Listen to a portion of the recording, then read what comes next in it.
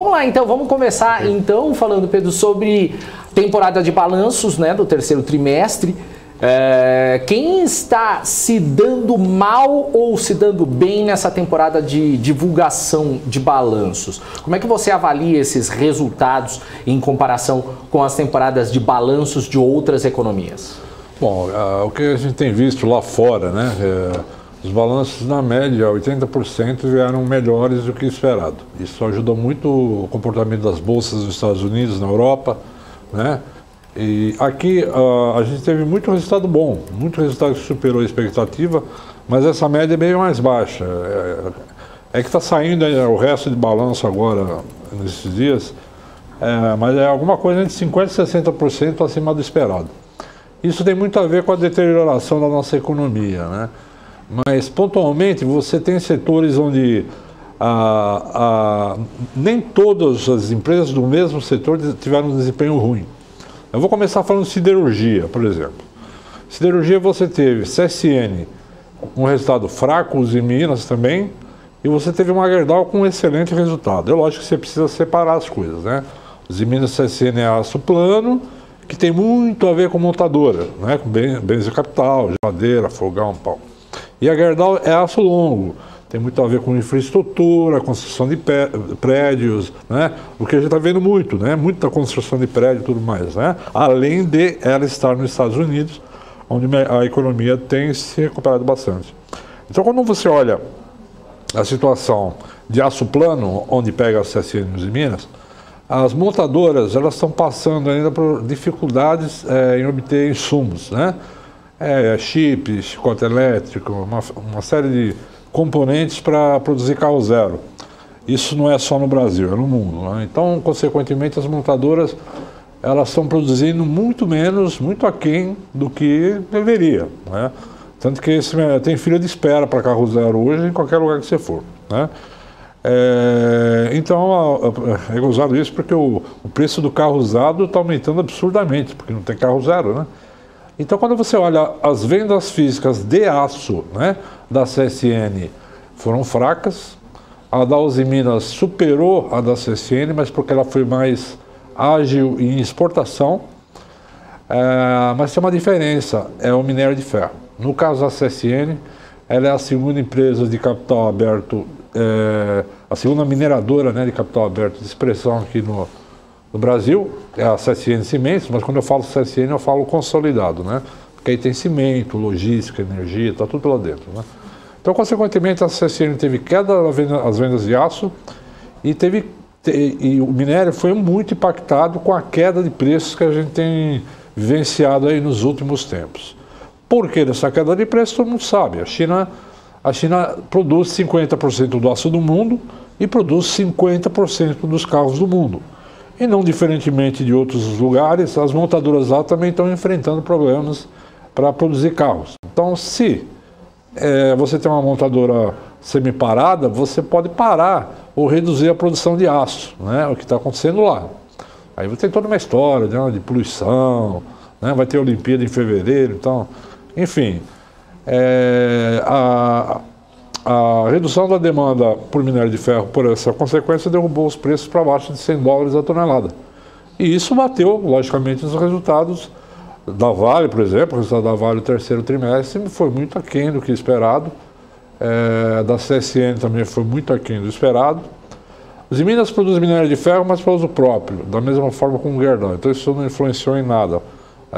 Os Minas veio com vendas melhores, mas por causa da estratégia de exportação. Petrobras veio com resultado dentro do esperado, veio bom.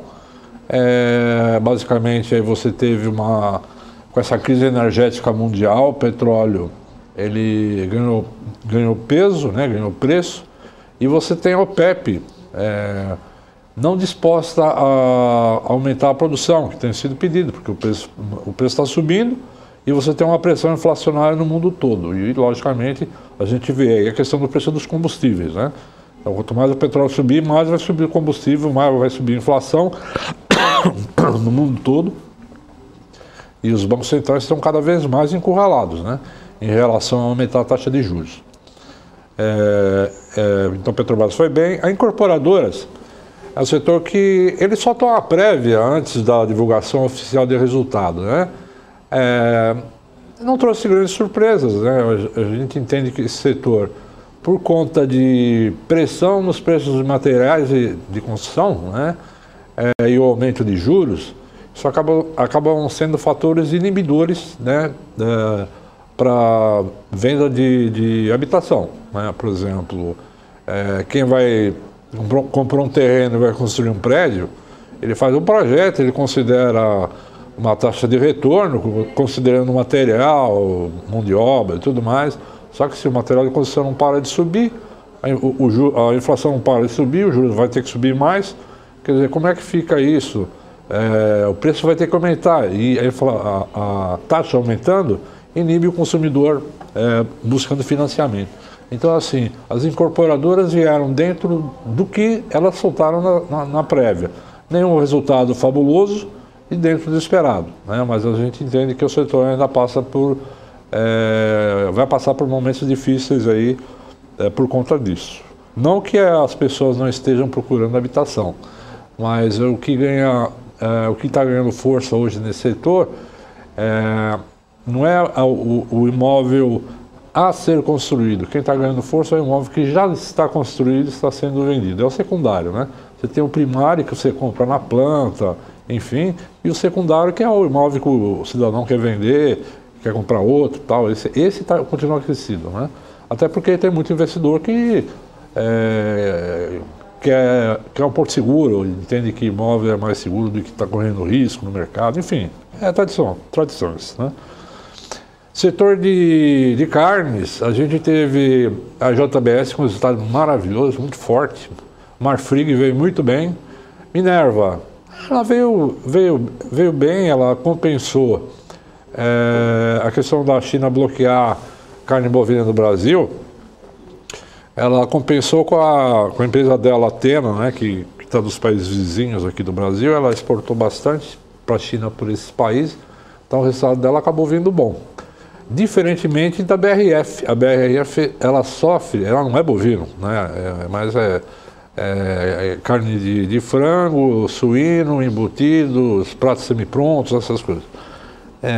O detalhe para ela é que os grãos, né, as commodities agrícolas, elas tiveram uma alta muito grande. E como a economia não está forte, você não consegue repassar isso integralmente nos preços para o consumidor, que já está... a gente já está vendo queda no consumo de carne bovina, porque explodiu, né? E aí as pessoas passam a consumir proteínas com preço menor, né? Então acaba caindo no frango, que é bom para ela, né? Acaba consumindo outro tipo, salsicha, essas coisas, enfim, né? Mas o resultado dela não foi bom, ela veio com prejuízo. É o segundo prejuízo consecutivo. Primeiro trimestre ela tinha tido prejuízo. Basicamente esse prejuízo vem do resultado financeiro. Ela fez algumas operações lá de hedge não funcionais, né? Isso acabam interferindo. No setor de atividades, né, a gente vê VEG, resultado fantástico, o Home, resultado dentro do esperado, bom. Santos Brasil veio com um resultado muito bom, estão operando a 100% da capacidade, conseguiram negociar mais acordo com mais um cliente, né? Ela tinha fechado acordo com a Maersk, né, para aumentar o preço, ela conseguiu com mais um cliente. Então ela veio um bom terceiro trimestre, e o quarto trimestre deve vir até melhor que o terceiro trimestre. Então essa parte de Randon, por exemplo, está muito bem. A demanda por caminhões no Brasil tem aumentado bastante. Mesmo com essa questão aí da seca, né? Algumas regiões de navegação e transporte, elas não têm mais condições de usar barcaça, né? Então isso o pessoal tem que correr para ferrovia ou para caminhão. A frota de caminhão no Brasil é muito velha, então você está tendo uma demanda muito forte, diferentemente de outros segmentos, por exemplo, ônibus, né? Marco Polo, né, no caso. E outros segmentos que estão voltados à indústria automobilística diretamente, cujo principal cliente é o veículo novo, vamos dizer assim, né? Mas ela tem a reposição de peças para o mercado, mas acabam sendo afetadas resultados vieram mais fracos, tem esperado, ou algumas até menos que o esperado. Na média é isso, os setores estão vindo, as empresas estão demonstrando, principalmente aquelas com um perfil exportador, desde que não seja aquela commodity que afundou de preço, elas estão tendo uma performance boa, né? A economia mundial, queira ou não queira, ela está se recuperando gradualmente. A gente tem, por exemplo, o caso da China, né? A China não está crescendo como se imaginava. Os casos de Covid-19 estão voltando a preocupar em algumas regiões, né? Na Europa, por exemplo, na própria China, né, que tem a Olimpíada em fevereiro. Um caso de Covid apareceu, eles na hora fecham a cidade, né, porque eles não querem uma nova pandemia justamente nesse período. E a questão da poluição, né? Você reduzir a produção de aço, vem a calhar, né? Tem tudo a ver, né? Você reduzir poluição, CO2, queimando menos carvão para produzir aço, já que as montadoras estão sendo paradas. Então, mas a economia está dando sinais, Estados Unidos, né? Aqui no Brasil também a economia está melhorando, a gente vê alguns indicadores de atividades melhorando. Não a plena, por exemplo, os dados de papelão do lado vieram fracos, né? Vendas varejo também vieram fracas. Mas você tem alguns indicadores, por exemplo, das concessões, da CCR, por exemplo. Eles soltam um boletim semanal e crescimento nas estradas, principalmente em aeroportos, né? Está retomando aos poucos, eu vejo a CCR soltou um resultado bom dentro do esperado, um bom resultado, e ela adquiriu concessões de vários aeroportos, né? Então isso vai fazer uma diferença muito grande quando a gente tiver um mundo normalizado, né? As pessoas vão viajar sem medo, tudo mais. É importante que essa questão de voo internacional, já tem muito país que já liberou, né? Desde que você tenha o comprovante de vacina, a viagem, né? Então isso também é importante. Falando em viagem, a gente vai cair na Gol, na Azul, né? Na Latam, enfim. Esse setor continua afetado porque, querendo, melhorou muito, claro. Melhorou muito em relação a 2020, quando você teve um segundo trimestre onde todo mundo estava trancado em casa. Terceiro trimestre que aos poucos veio voltando, e conforme a vacinação foi andando, você começou a perceber um aumento na demanda por voos domésticos, né? A pessoa que não aguentava mais ficar em casa, queria ir para a praia, enfim, vou para o Nordeste, eu quero fazer alguma coisa. Então tem melhorado, mas assim, a estrutura de capital dessas empresas é muito alavancada. Então, consequentemente, é um show de prejuízo, né? Para lá e para cá, né? A que está menos endividada é a Azul. A Azul, inclusive, está com uma tentativa ou uma expectativa de adquirir a Latam, né? A Latam. Primeiro, ela especulou a compra da Latam Brasil, mas não houve resposta. Agora está se propondo ou se oferecendo, vamos dizer assim, né? Porque é negociação, comprar a Latam inteira, né? Que para ela seria muito bom, já que ela está menos endividada. Seria muito importante lá na frente, quando o mercado normalizar. Estou falando de 1 ano, 2 anos, né? Que muitos setores só vão voltar à plena daqui a 2 anos. Por exemplo, turismo, né? Você pega o CVC, isso para voltar. Já está voltando até aqueles barcos de viagem, né? Estão voltando assim de uma forma muito lenta, né? Mas assim, as pessoas ganharem confiança para fazer esses tipos de viagens vai demorar um pouco mais, né? Então imagina-se que talvez 2023 seja a volta, né, aos níveis de 2019. Empresas de entretenimento, né, passaram maus bocados, né? Ninguém queria show de lugar nenhum, que ninguém podia sair. E agora começa a haver já movimentos, né? Você vê que os estados já liberaram à noite, né, para as baladas, né? As baladas, os showzinhos e tudo mais, os cantores voltaram para a noite para tocar.